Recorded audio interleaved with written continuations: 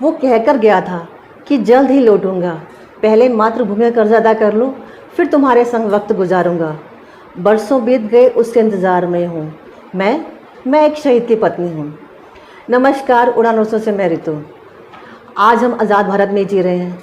इसका श्रेय उन शहीदों को जाता है जिन्होंने अपना बलिदान देकर देश को आज़ाद करवाया, पर हम उन शहीदों की पत्नी का बलिदान भूल जाते हैं।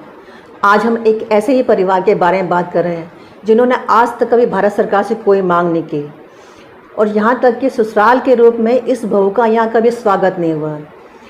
खुद को अपने बेटे के साथ गुमनामे की मोटी चादर के नीचे ढक लिया कि कभी जनमानस में चर्चा भी नहीं हुई।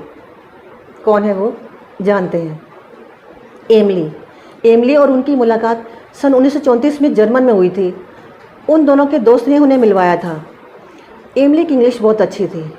अच्छी इंग्लिश के साथ उसका कम्युनिकेशन स्किल और टाइपिंग स्किल भी बहुत अच्छा था। बात 1937 से पहले की है। तब वह अपनी किताब द इंडियन स्ट्रगल लिखने की तैयारी में थे। किताब लिखने के लिए उन्होंने एमिली की मदद ली। किताब लिखते लिखते दोनों में प्यार हुआ और उन्होंने 1937 में जर्मन में शादी कर ली। उन्होंने ही एमिली के सामने शादी का प्रस्ताव रखा था। उन दोनों ने हिंदू रीति रिवाज से शादी की थी, इसलिए उनकी शादी रजिस्टर नहीं हो सकी, क्योंकि जर्मन सरकार को मंजूर नहीं था कि उन दोनों ने हिंदू रीति रिवाज से शादी की है।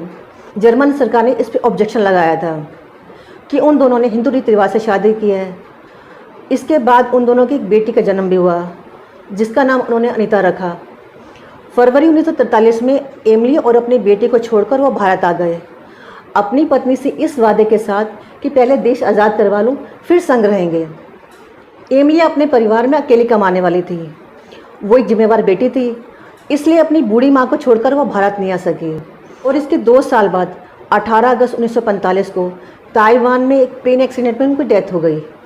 ये थे भारत के सुभाष चंद्र बोस, जिन्होंने तुम मुझे खून दो, मैं तुम्हें आज़ादी दूंगा, जय हिंद, दिल्ली चलो जैसे नारे दिए। सुभाष चंद्र बोस की ज़िंदगी से लेकर मौत तक के कई राजों से आज तक पर्दा नहीं उठ सका।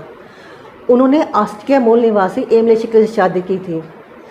भारत का हर नागरिक बोस की देश सेवाओं के लिए नतमस्तक है। इस वीर जवान को हमारा कोटि कोटि प्रणाम। एमिली कोई साधारण व्यक्तित्व वाली महिला तो होगी नहीं, जो सुभाष चंद्र बोस ने उसे अपना जीवन संगिनी बनाया।